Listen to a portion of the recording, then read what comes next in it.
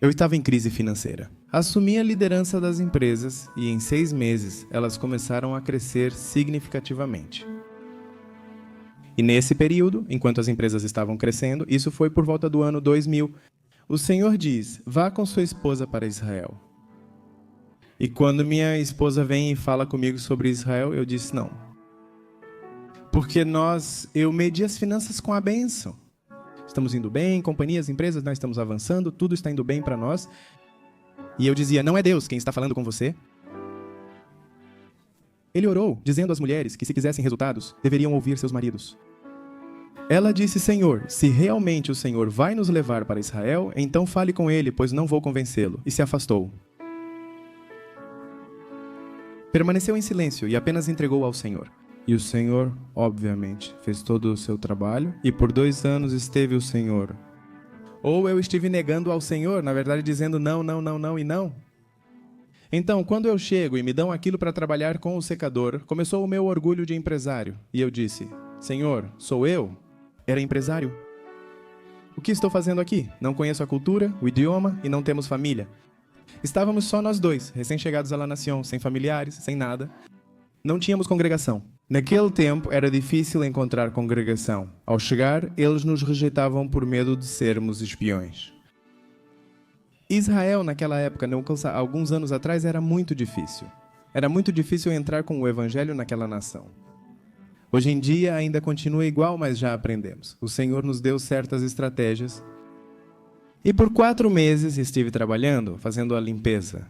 Fiquei em silêncio, fiquei meio triste porque eu disse, Senhor, se isso é um chamado, como continua o resto? Porque Ele tinha me tirado dos negócios, tinha me tirado das empresas, tinha me tirado de onde eu estava confortável e mandou eu trabalhar. E quando eu disse ao Senhor, como o Senhor sabe o que me disse? Ele me respondeu, meu filho, desceu. E você está me questionando, que você está limpando o chão? Sabem de uma coisa? Eu fiquei em silêncio, e quando comecei a querer praticar mais com ele, ele ficou em silêncio. Não sei se vocês já passaram por esses silêncios de Deus. Quando Deus não responde, mesmo quando insistimos repetidamente para que ele fale conosco, e o Senhor permanece em silêncio. Olhem, o melhor que vocês podem fazer é simplesmente permanecer em paciência. Porque ele está, não é que ele desapareceu, ele está nos observando, ele está nos processando, ele está... Compreendi que estava em um processo de Deus, que durou cerca de 4 meses. Comecei a limpar repetidamente. Então me tornei diretor de limpeza do hotel. Eu fiz a melhor limpeza, fui promovido a diretor e avancei. E há um dia em Israel que se chama o dia da expiação, o dia do perdão. O dia em que Israel tem que tudo para completamente. Não há transporte público, eletricidade ou qualquer outro serviço disponível. Lembro-me que nesse dia havia um container de lixo de aproximadamente 12 metros por 4 metros e 3 metros de altura. E a gente tinha que apertar um botão e esse botão descia como um martelo para achatar todo o lixo. E nesse dia eu não podia fazer isso, porque era o dia da expiação, o dia do perdão. Não podia usar eletricidade, não podia apertar esse botãozinho porque era proibido e não tinha eletricidade para achatar o lixo. E aquilo estava transbordando de lixo e eu era o diretor de limpeza, tinha que fazer alguma coisa. Todos os turistas estavam lá, estava cheio de lixo, então não tive ideia melhor do que subir no container de lixo e começar a pular dentro do container. Pulei no container de lixo e sabem o que aconteceu? Senti paz. Naquele container de lixo. E nisso, me vejo como se fosse por uma câmera aérea. Estou me observando e estou feliz, como se a felicidade estivesse saindo do meu rosto. E eu disse, estou em um estado de loucura. Estou pulando em um container de lixo e estou feliz. E vocês sabem que o Senhor quebrou esse silêncio e falou comigo. Sabem o que Ele me disse? Ele me disse, você está no lugar onde eu quero que você esteja?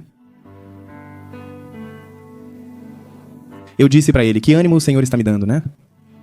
Imagina só, estou no lixo, pulando dentro dele. Você está no lugar onde eu quero que você esteja, me diz o Senhor. Mas era um ponto e continuava, e a continuação foi, mas não é onde você vai permanecer.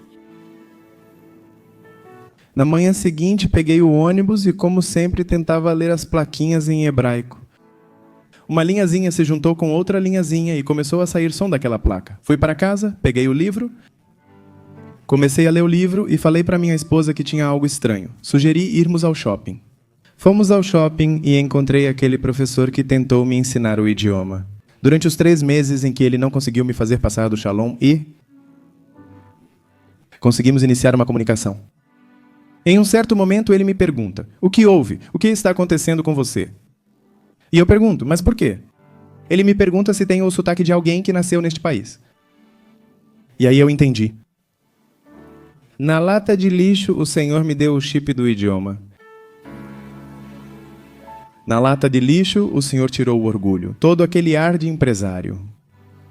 E eu tinha espaço suficiente para começar a ser moldado como barro nas mãos do Senhor. Uma semana se passou, eu me lembro. O telefone tocou na minha casa. Era do governo de Israel. Eles me disseram: nós sabemos, Israel sabe de tudo, Israel sabe que eu estou aqui, Israel sabe de tudo. Essas pessoas nos controlam terrivelmente.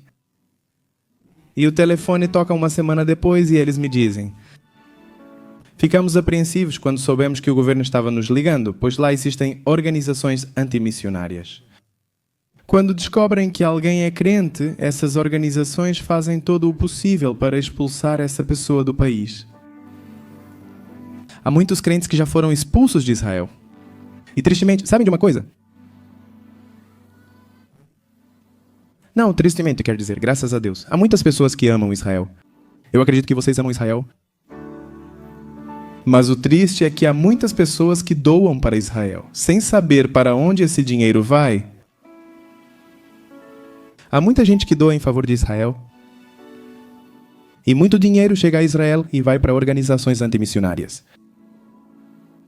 Esse dinheiro é dinheiro de crentes, que vocês estão contribuindo para que esse dinheiro seja usado para expulsar crentes do país. Então é assim que funciona. Meio estranho, mas é assim, é o que nos cabe viver e nós agradecemos por estar naquela nação. Mas o ponto é que quando o telefone tocou, nós estávamos lá, pensando se atendíamos ou não. Atendemos e eles nos disseram: olha, sabemos que você fala hebraico, fala espanhol e queremos te oferecer um emprego. Dissemos: ok, estou ouvindo. E ele me diz: queremos que você seja intérprete para o tribunal, para a polícia e para o exército. E olha, aceitei rapidamente e aí entendi o que o Senhor fez. O Senhor nos tirou do lixo e me colocou na lista do governo para trabalhar em Israel. Logo encontramos portas abertas que o Senhor nos dava estrategicamente para levar o evangelho naquela nação. Já se passaram 18 anos que estou naquele lugar. O Senhor nos permitiu fazer coisas incríveis. Levantamos 4 congregações, estamos apoiando vários ministérios, estamos no sul, na capital do Negev. Nossa congregação é em hebraico, com tradução para russo, inglês e espanhol. Temos outra congregação na região de Ashkelon, Timona, outra na região que estamos abrindo agora, na área de Jerusalém, e também estamos em Ayodot. Há diversas cidades lá. Olhem, o Senhor fez coisas incríveis, mas todos sabem de onde começou.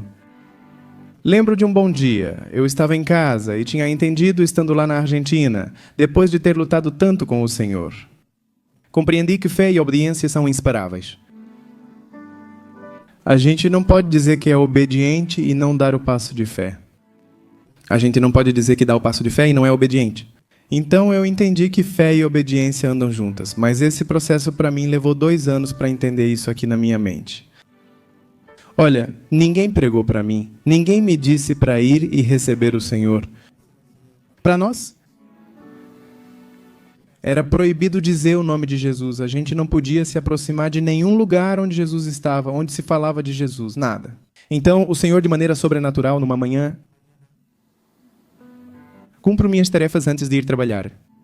E eu fiquei muito inquieto porque disse Yeshua, Yeshua, Yeshua, e fiquei muito inquieto. Fiquei mal porque é como se eu traísse as gerações passadas. E meus pais, quando chego em casa à noite, me dizem: você está estranho? Eu digo sim. Não queria falar com eles, contar o que tinha acontecido comigo de manhã, nem dizer que tinha dito o nome proibido. E quando eu conto para eles, pois era muito óbvio o que estava acontecendo comigo, sabe o que me disseram?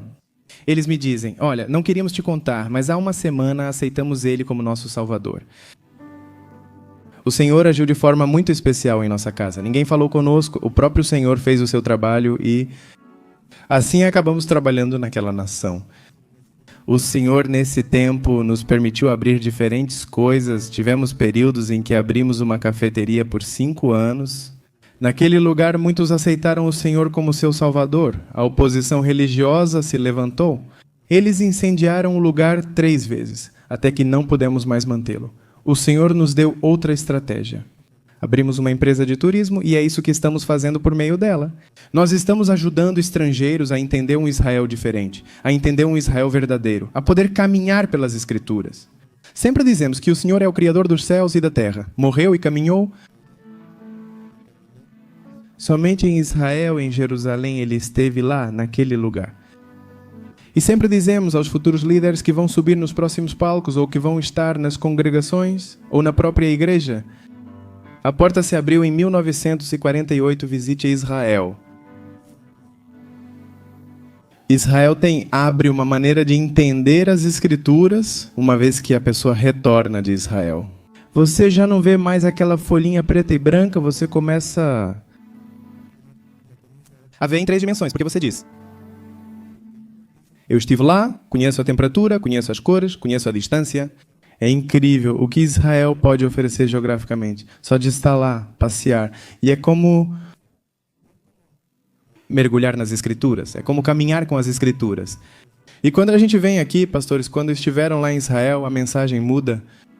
A gente fala com autoridade porque diz: eu sei do que estou falando. Eu não fui no Google pesquisar, eu sei do que estou falando. Então vocês estão convidados a visitar Israel. Como disse, estaremos à disposição quando quiserem. Antes eu estava compartilhando com um grupo de pastores aqui sobre os tempos que Israel está vivendo, sobre os tempos que a igreja está vivendo. E como eu disse a vocês, eu fui muito resistente à voz do Senhor.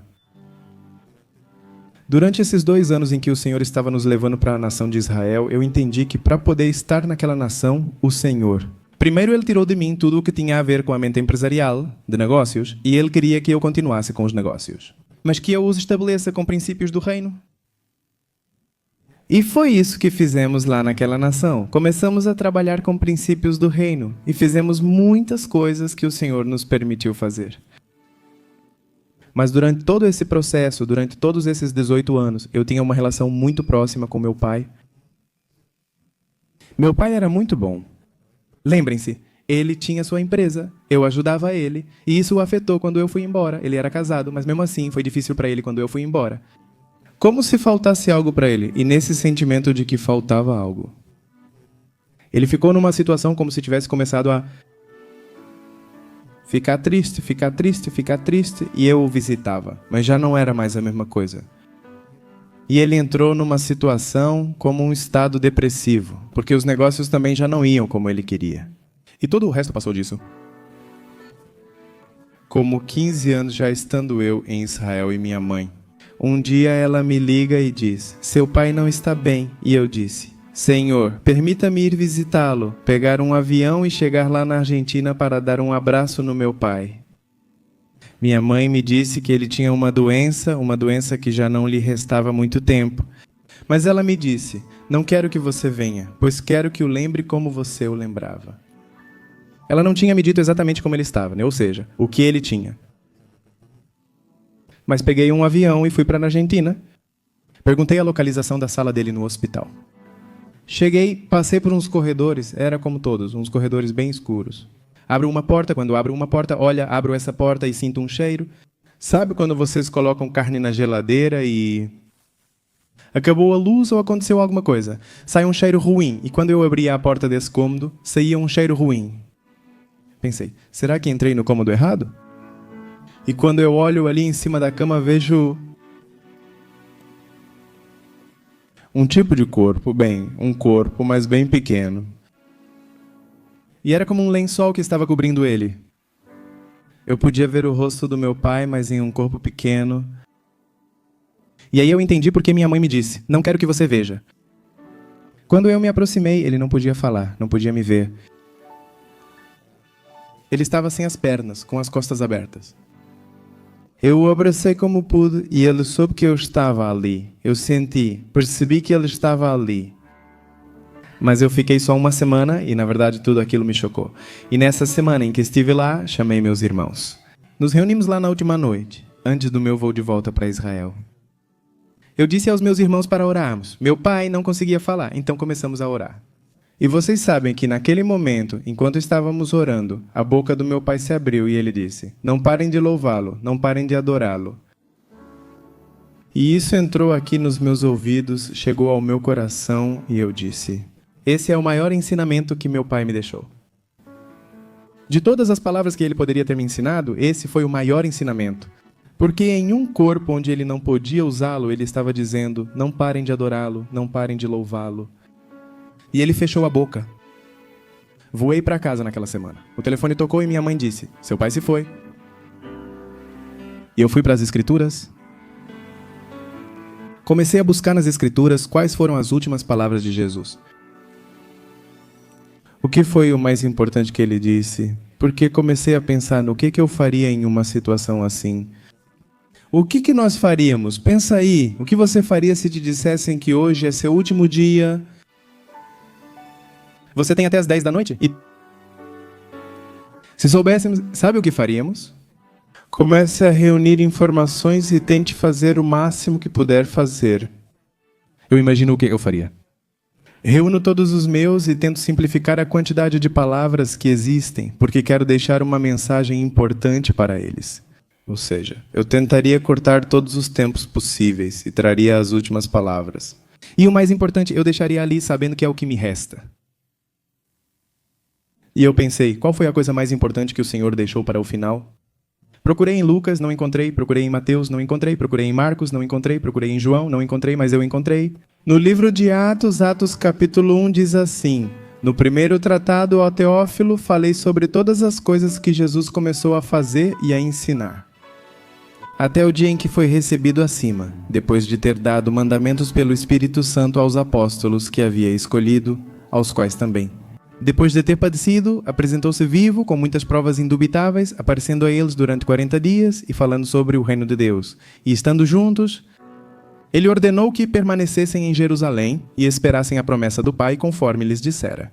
Ouviste de mim, porque João certamente batizou com água, mas vós sereis batizados com o Espírito Santo dentro de poucos dias. Então os que estavam reunidos lhe perguntaram, dizendo: Senhor, restaurarás o reino a Israel neste tempo?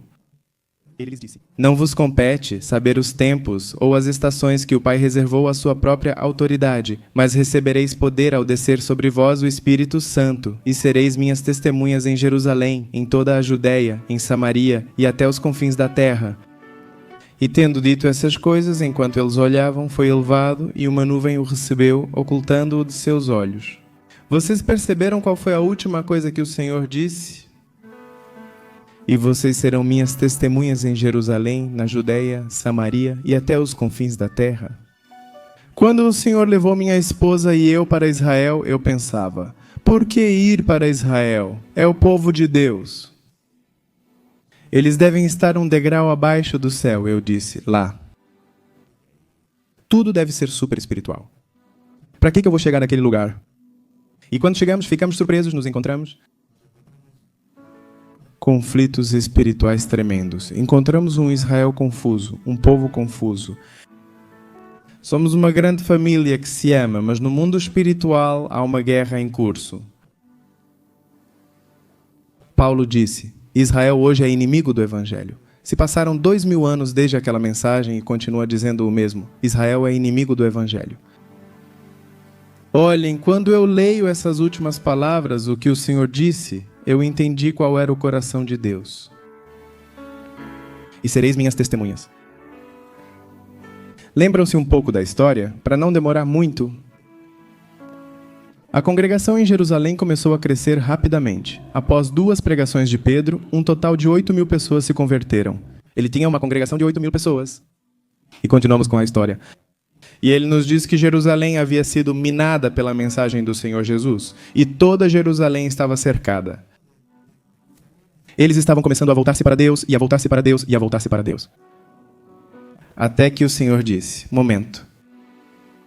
Atos, capítulo 8, capítulo 6, capítulo 7. Mas no capítulo 8 nós vemos que diz: e houve uma grande perseguição. Vocês sabem por quê? Porque o povo se acomodou em Jerusalém. Imaginem, era bom ouvir Pedro pregar. Quem não iria querer estar na congregação? Onde estava Pedro? Ele estava com o Senhor, compartilhou com o Senhor, comeu junto com o Senhor, dormiu na área onde o Senhor estava, subiu no mesmo barco, ele estava lá. Quantas coisas Pedro tem para nos contar? Quem não iria querer estar lá? Pedro falava e o Espírito Santo vinha. Era incrível a presença que havia em Jerusalém naquela época. Mas eles se acomodaram e o Senhor disse: não, não, não. Eu disse antes, isso aí. Testemunhas em Jerusalém, Judeia, Samaria e até os confins da terra. Mas eles ficaram em Jerusalém e o Senhor apertou o botão da perseguição. E Atos capítulo 8 nos diz que naquele dia houve grande perseguição em Jerusalém e diz que Paulo consentia com o que havia acontecido com Estevão. Naquele dia eles foram dispersos, conforme as Escrituras nos dizem. Judeia e a Samaria. Incrível, não é? Vocês vão sair para testemunhar em Jerusalém, Judeia e Samaria ou ficarão acomodados em Jerusalém? Plano B. Vocês não estão cumprindo, continuem, eu vou ajudar. É isso. Judeia e Samaria. Essa ideia gerou uma grande perseguição. Os perseguidos que partiam não falavam mal de Deus, mas sim das suas maravilhas. E diz que quando eles chegavam à cidade, havia grande alegria na cidade em que eles chegavam. Os coxos andavam, os cegos viam. Grandes coisas tinham acontecido naquele lugar. Mas também disse, os confins da terra. E o que são os confins da terra? Eu pergunto.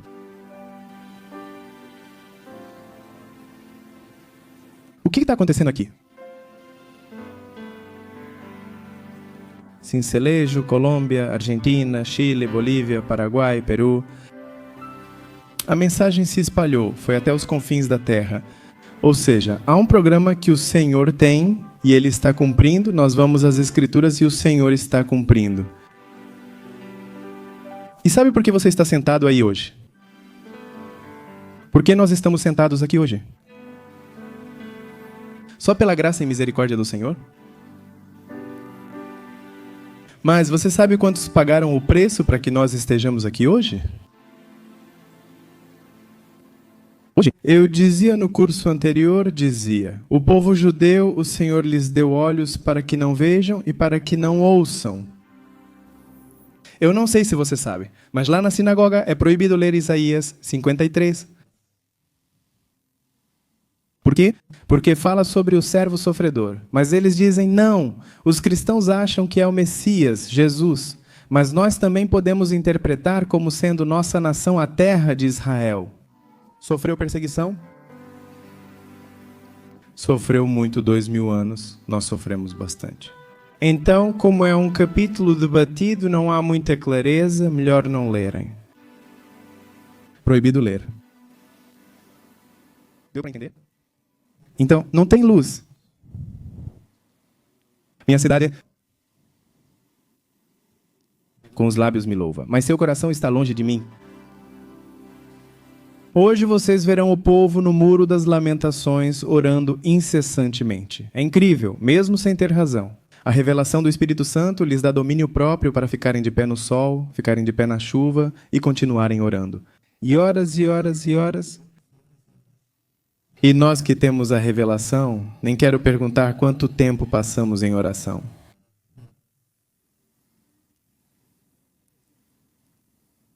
Mas imagine esse povo se tivesse a revelação do Espírito Santo. Se hoje Israel é o que é, imagine o que seria com a revelação do Espírito Santo.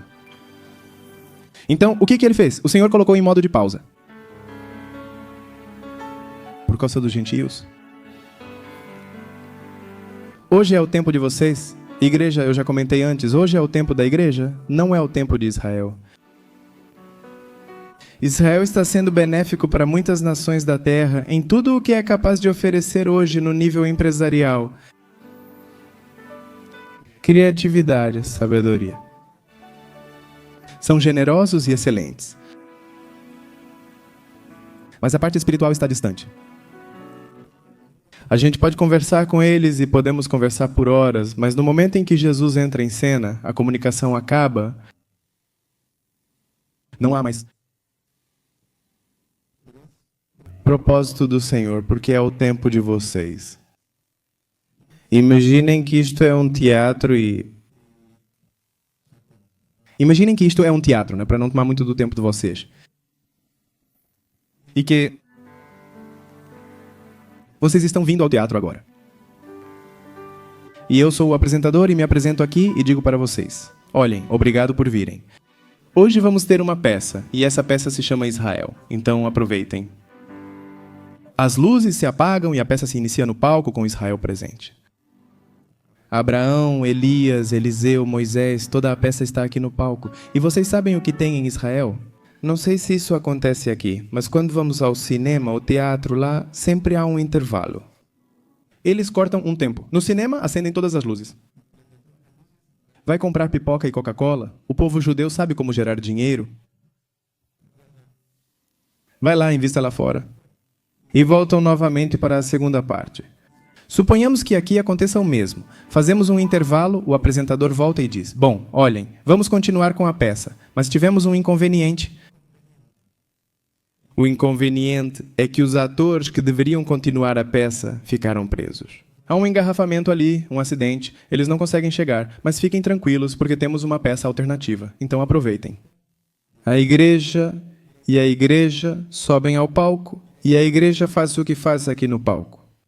O microfone pode estar mais alto ou alguém tropeçou em um cabo. Mas não se esqueçam que o teatro está observando a igreja que está no palco, entendeu? As pessoas observam a igreja no palco. Romanos, será que Deus se esqueceu de Israel? De jeito nenhum. Ele diz, de jeito nenhum, Deus tem um propósito com a nação de Israel e Deus não terminou com Israel. E aquele Espírito Santo que foi exportado? Uma vez que saiu de Jerusalém para fazer visitas às nações da terra, retornará novamente a Israel. Após o término da obra da igreja no palco, o apresentador retorna e lhes diz: sabem o quê? Vamos continuar com a peça porque os atores já chegaram e Israel volta ao palco.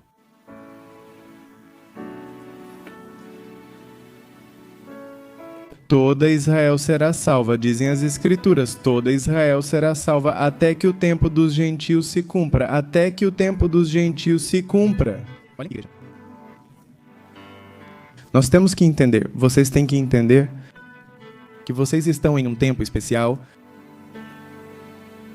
Estamos em um momento especial no qual não podemos permitir que haja bancos vazios. Lá fora, a cidade precisa do Messias, que o povo judeu está ansiando ver novamente. Se o Senhor abrisse exatamente agora os olhos do povo judeu, o que aconteceria? Acabou. Israel volta ao cenário, mas o Senhor está dando uma chance, e mais uma chance. 24 horas a mais, 24 horas a mais. Cada 24 horas que o Senhor dá, são 24 horas mais próximas. A vinda dele. Mas vocês sabem que nós viemos de Israel, eu vi isso, nós viemos de Israel, e nós temos nossos problemas lá. Isso nos custa? É assim que nos custa? Nós entramos na congregação e cospem na gente quando estamos entrando. Tem um grupo de religiosos nos esperando lá fora. As pessoas estão cuspindo na gente ao entrarmos e sairmos do serviço. Sabemos o que vamos enfrentar, não usamos máscara, mas tudo bem. Não precisamos lavar o rosto, já sabemos o que nos aguarda. Eu acho que aqui isso não acontece. Mas vocês sabem, eu andei por aqui esses dias e a gente pega um táxi e o táxi está com rádio cristã ligada. Ou vocês têm. Agora estão me dizendo que o serviço está na internet e as pessoas podem assistir de casa. Vocês têm canais de televisão e rádios. Vocês podem sair aqui para um parque, pegar um microfone e dizer algo, e ninguém vai falar nada, então eu digo ao Senhor: será que às vezes, quando o Senhor coloca muita coisa em um prato, a gente fica enjoado? Porque vejam, nós lá não temos o que vocês têm, não temos. Eu estava uma manhã em uma congregação e eu dizia: Senhor, um pouquinho, 10% do que tem aqui, me permita levar. Que meus filhos experimentem o que se experimenta aqui e vejam a atmosfera espiritual que vocês têm aqui, nós não temos. Uma vez o Senhor me disse para ir ao deserto e começar a orar, e eu fui. Moro em Berleva, um deserto. Então é fácil ir para o deserto, basta atravessar a rua e já estou lá. Então eu ia para o deserto e começava a orar, dizendo: Senhor, traga. E um dia o Senhor me abre os olhos espirituais assim e me permite ver sobre a cidade uma nuvem negra. Uma nuvem negra cobria a cidade e ele me abre como os ouvidos. E eu via que subiam comunicações, conversas, tudo isso, orações, batiam nessa nuvem e desciam de novo. E vocês sabem que nós temos um espírito de confusão muito forte, muita confusão, muito debate, muito... Quando nos sentamos 2 a 4 ou 5 ideias, é muito difícil a comunicação. Ali aquela nuvem estava como cobrindo. Então o Senhor me disse, aquela nuvem está ali porque... Não é porque eu não possa movê-la. Porque Deus pode movê-la, mas ela está ali porque não. É o tempo de Israel, porque o Senhor precisa mantê-los velados por causa dos gentios. Então, igreja, nós viemos de Israel para dizer a vocês: ânimo. Temos nossos problemas, mas viemos dizer ânimo. E vocês estão no campo de futebol agora, vocês estão no palco, nós estamos esperando quando vocês terminarem. E quando soar o apito final dos 90 minutos, qual será o resultado que vocês deixarão para nós? E tristemente nós estamos nos encontrando que a igreja quer copiar o povo judeu.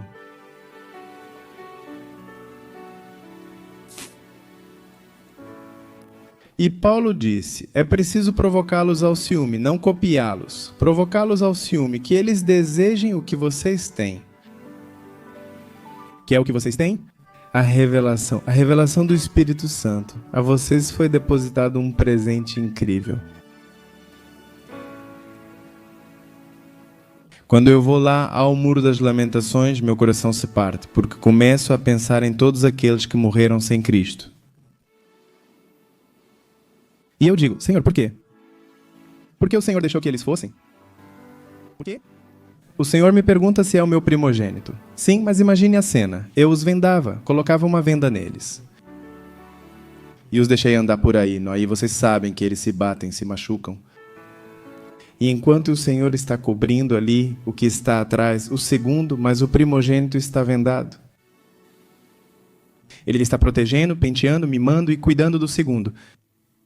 Mas em um momento o Senhor vai voltar e aquele que foi ferido, que está machucado, que está magoado, ele vai tirar a venda.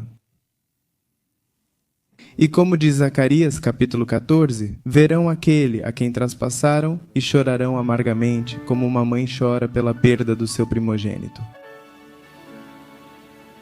Que igreja? Vocês estão em um tempo chave. Chave. Sabem o que aconteceu conosco e o que eu acho que aconteceu, e com isso eu termino. Infelizmente, muitos de nós menosprezamos quem somos, a identidade que temos, nós menosprezamos.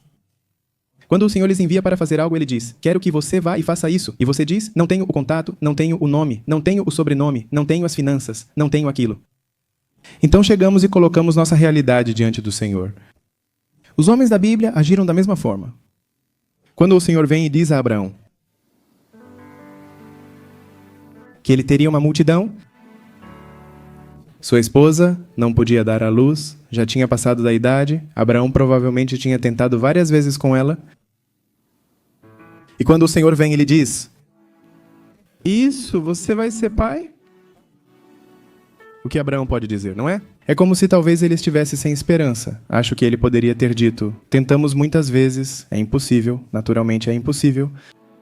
Ele colocou uma realidade, colocou a sua verdade, e acho que muitas vezes nós colocamos a nossa realidade, colocamos a nossa verdade para ele. Mas sabem de uma coisa? Nossa realidade não é válida para o Senhor, pois ele, com a nossa realidade, pode mudá-la. Em questão de segundos, Deus disse a Moisés para libertar seu povo, mas Moisés respondeu que tinha dificuldade para falar. E estava colocando-o diante de um faraó, uma autoridade incrível do Oriente Médio? Naquela época, algo semelhante aconteceu com Gideão. Ele estava sentado debaixo de uma árvore quando o anjo do Senhor veio até ele. Lembram que Israel saía, plantava e produzia um monte de coisas, mas vinham os inimigos, roubavam tudo e Israel ficava empobrecido. Gideão estava debaixo da árvore quando um anjo veio e disse: vai e liberte o meu povo. E lembram o que Gideão perguntou? Onde está? Aquele do qual nossos pais falaram, aquele que abriu o mar, onde está? Por que isso aconteceu conosco? E o anjo diz a Gideão novamente: vai e liberte o meu povo. E Gideão diz: não, porque sou o mais pobre de Manassés. Sou o caçula da família mais pobre de Manassés. O anjo diz: vai e salve Israel. E nós vemos que Gideão fez uma coisa incrível. E olhem, igreja, para o Senhor. O que quero dizer com isso é que o Senhor depositou em vocês um tesouro incrível. O privilégio que vocês têm aqui nesta cidade é incrível. O Senhor lhes deu chaves, lhes deu autoridade, lhes deu coisas incríveis. E o trabalho aqui não é só dos pastores, é de todos. Jerusalém, Judeia, Samaria e até os confins da terra. Lembrem-se.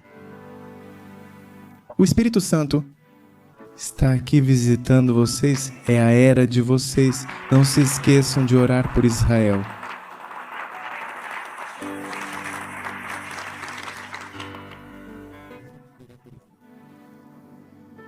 Nós deixamos aqui a nossa... Chamamos isso de desafio de 1%. Vocês sabem que as Escrituras são as mesmas ontem, as mesmas hoje, e a Bíblia diz: abençoarei os que te abençoarem, amaldiçoarei os que te amaldiçoarem. Perto daqui, vocês têm uma nação vizinha sobre a qual não preciso comentar. Porém, publicamente amaldiçoaram Israel. E da maldição surgiu uma doença. Orem por Israel. Deus não terminou com Israel. Olhem para o fato de que estamos aqui, de que o Senhor usou este tempo, do que vai acontecer aqui amanhã.